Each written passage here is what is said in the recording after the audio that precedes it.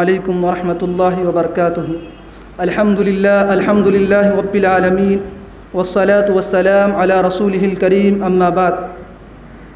محترم اساتذہ کلیہ اور قابل قدر طالبات، سب سے پہلے میں اللہ رب العالمین کا شکر بجا لاتا ہوں جس کی توفیق و عنایت سے آج ہم یہاں جمع ہوئے ہیں۔ جیسا کہ آپ طالبات جانتی ہیں کہ یہ 76واں یوم آزادی ہے۔ اس دن آزادی کے دن کے طور پر منایا جاتا ہے۔ یہی وہ دن ہے کہ جس دن لال قلعے پر ترنگا جھنڈا لہرایا جاتا ہے اور آزادی کے بہادروں کو یاد کیا جاتا ہے، آزادی کے شہیدوں کو یاد کیا جاتا ہے۔ یہی وہ دن ہے جس میں آزادی میں جن لوگوں نے قربانیاں پیش کی ہے اسے یاد کیا جاتا ہے۔ لیکن ہمیں افسوس ہوتا ہے کہ جہاں آزادی کے بہادروں کو یاد کیا جاتا ہے وہیں مسلم بہادروں کو بھلا دیا جاتا ہے۔ جو مسلمانوں نے اس آزادی میں قربانیاں پیش کی ہے اس کو نظر انداز کر دیا جاتا ہے۔ تو آج ضرورت ہے کہ ہم مسلمانوں کی قربانیوں کے بارے میں جانیں۔ آج مجھے اس آزادی کی مناسبت سے جس موضوع پر بولنا ہے وہ ہے کہ اسلام میں آزادی کا تصور کیا ہے، اسلام میں آزادی کا کانسیپٹ کیا ہے۔ تو آزادی کا جو مطلب ہوتا ہے، اگر ہم عربی زبان میں دیکھتے ہیں تو آزادی عربی زبان میں الحریہ کو کہا جاتا ہے اور انگریزی زبان میں فریڈم کو آزادی کہا جاتا ہے۔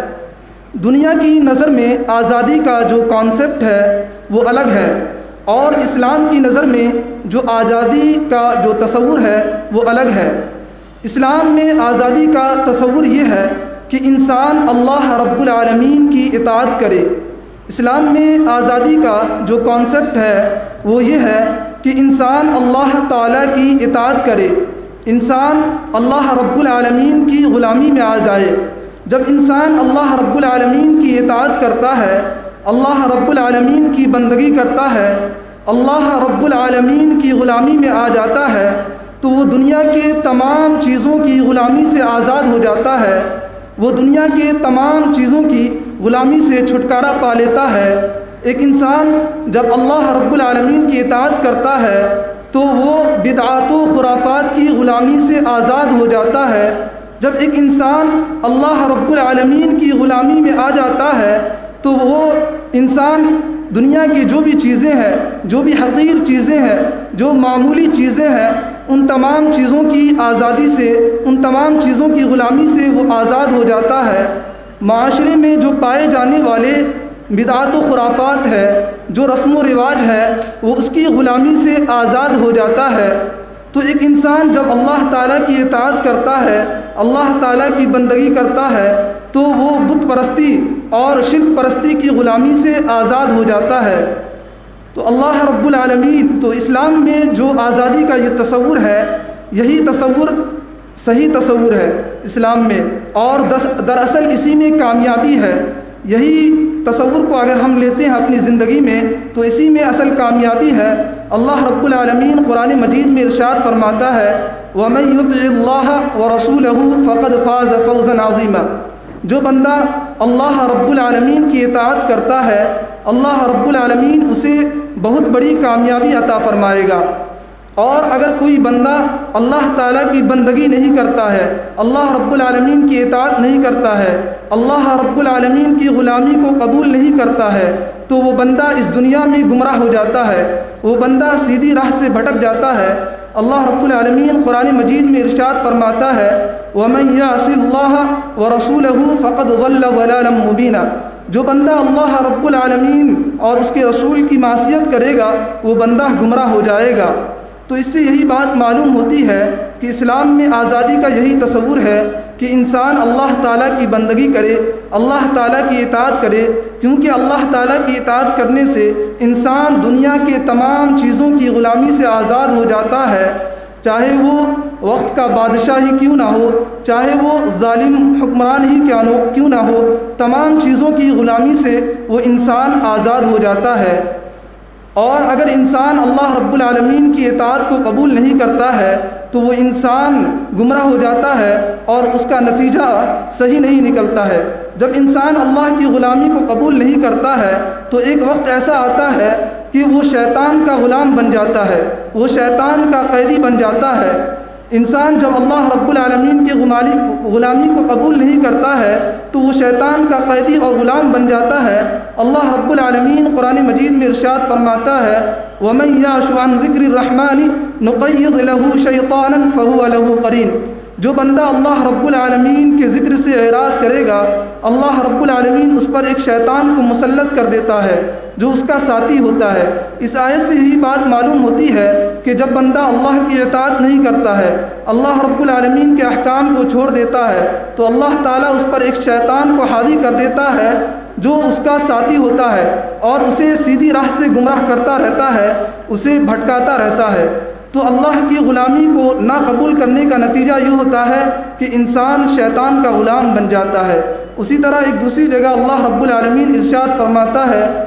وَمَنْ أَعْرَضَ عَنْ ذِكْرِي فَإِنَّ لَهُ مَعِيشَةً ضَنْكًا وَنَحْشُرُهُ يَوْمَ الْقِيَامَةِ أَعْمَى فقال رب لم حشرتني أعمى وقد كنت بصيرا قال كذلك أتتك آياتنا فنسيتها وكذلك اليوم تنسى۔ کہ جو بندہ میرے ذکر سے اعراض کرے گا ہم اس کی زندگی کو تنگ کر دیں گے اور ہم اس پر ایک شیطان کو مسلط کر دیں گے جو اس کا ساتھی ہوگا، جو اسے گمراہ کرے گا، اور کل قیامت کے دن ہم اسے اندھا اٹھائیں گے۔ وہ بندہ کہے گا اے اللہ رب العالمین میں تو بینا تھا، میں تو دیکھنے والا تھا، مجھے اندھا کیوں اٹھایا؟ تو اللہ رب العالمین کہے گا کہ ہمارے جو احکام ہیں تمہارے پاس آئی، ہماری آیتیں تمہارے پاس آئی، تم نے اسے بھلا دیا، نتیجے میں آج تمہیں بھی بھلا دیا جائے گا۔ تو اللہ رب العالمین کی غلامی کو نہ قبول کرنے کا یہ نتیجہ ہوتا ہے۔ اسی طرح جب بندہ اللہ کی غلامی کو قبول نہیں کرتا ہے تو اس پر خوف کی غلامی چھا جاتی ہے، اس پر خوف کی غلامی طاری ہو جاتی ہے۔ آج ہم جب ماحول کا جائزہ لیتے ہیں تو یہ بات ظاہر ہو جاتی ہے کہ آج ہر سمت خوف ہے، آج ڈر کا ماحول ہے، آج دہشت کا ماحول ہے، قدم قدم پر فتنے ہیں، قدم قدم پر فسادات ہے، ہر انسان ڈرا ہوا ہے، سہما ہوا ہے۔ اللہ رب العالمین نے قرآن مجید میں ایک بستی کی مثال دی ہے، وہ بستی جو امن و شانتی کی زندگی گزار رہی تھی، وہ بستی جنہیں اللہ رب العالمین نے بہت ساری نعمتوں سے نوازا، بعد میں بستی والوں نے اللہ رب العالمین کی نعمتوں کی ناشکری کی تو نتیجے میں اللہ رب العالمین نے اس بستی والوں کو ہلاک کر دیا، اس بستی والوں پر اللہ نے خوف کو مسلط کر دیا۔ تو اس سے یہ بات معلوم ہوتی ہے کہ جب بندہ اللہ رب العالمین کی اطاعت نہیں کرتا ہے تو اللہ رب العالمین اس پر خوف کو مسلط کر دیتا ہے۔ اللہ رب العالمین قرآن مجید میں ارشاد فرماتا ہے وَضَرَبَ اللَّهُ مَثَلًا قَرْيَةً كَانَتْ آمِنَةً مُطْمَئِنَّةً يَأْتِيهَا رِزْقُهَا رَغَدًا مِنْ كُلِّ مَكَانٍ فَكَفَرَتْ بِأَنْعُمِ اللَّهِ فَأَذَاقَهَا اللَّهُ لِبَاسَ الْجُوعِ وَالْخَوْفِ بِمَا كَانُوا يَصْنَعُونَ۔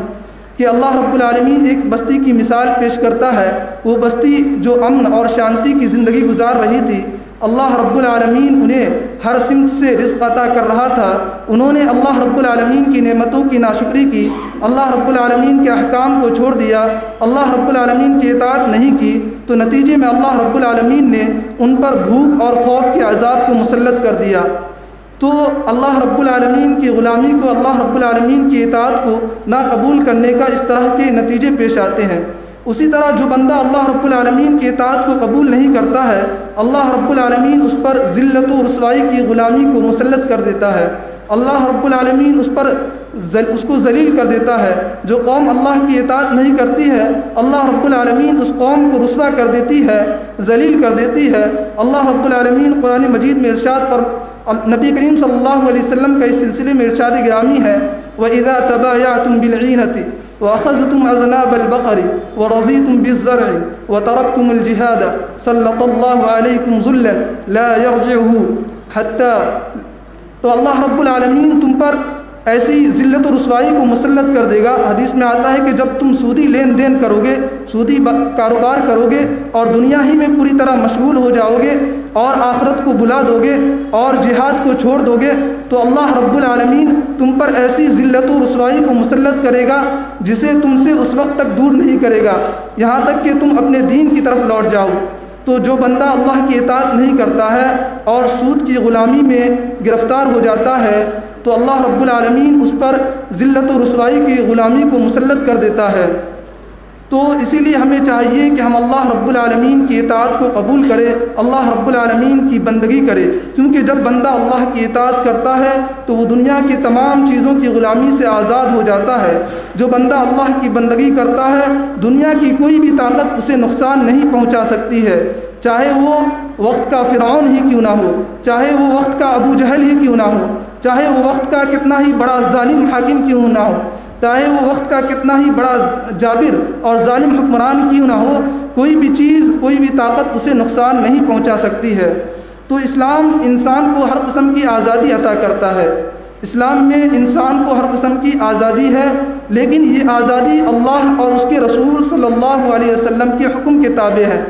ایسا نہیں کہ انسان شریعت کے دائرے سے ہٹ کر آزاد ہے، بلکہ انسان آزاد ہے اسلام کی روشنی میں شریعت کے دائرے میں رہ کر، اللہ اور اس کے رسول صلی اللہ علیہ وسلم کے احکام کے تابع ہو کر انسان آزاد ہے۔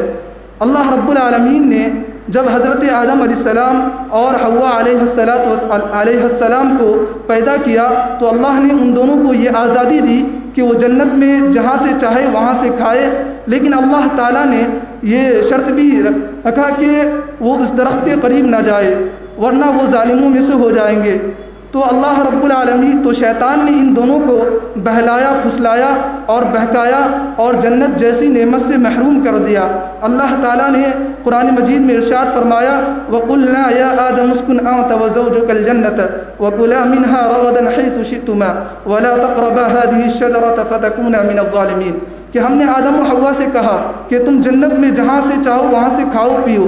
اور اس درخت کے قریب مت جانا ورنہ تم ظالموں میں سے ہو جاؤ گے۔ شیطان نے ان دونوں کو بہلایا، پھسلایا، بہکایا اور جنت جیسی نعمت سے محروم کروا دیا۔ اس سے یہ بات معلوم ہوتی ہے کہ اسلام میں انسان کو ہر قسم کی آزادی حاصل ہے، لیکن شریعت کے دائرے میں رہ کر، لیکن اللہ اور اس کے رسول صلی اللہ علیہ وسلم کے احکام کے دائرے میں رہ کر۔ جب انسان شریعت کے دائرے سے ہٹ کر اپنے آپ کو آزاد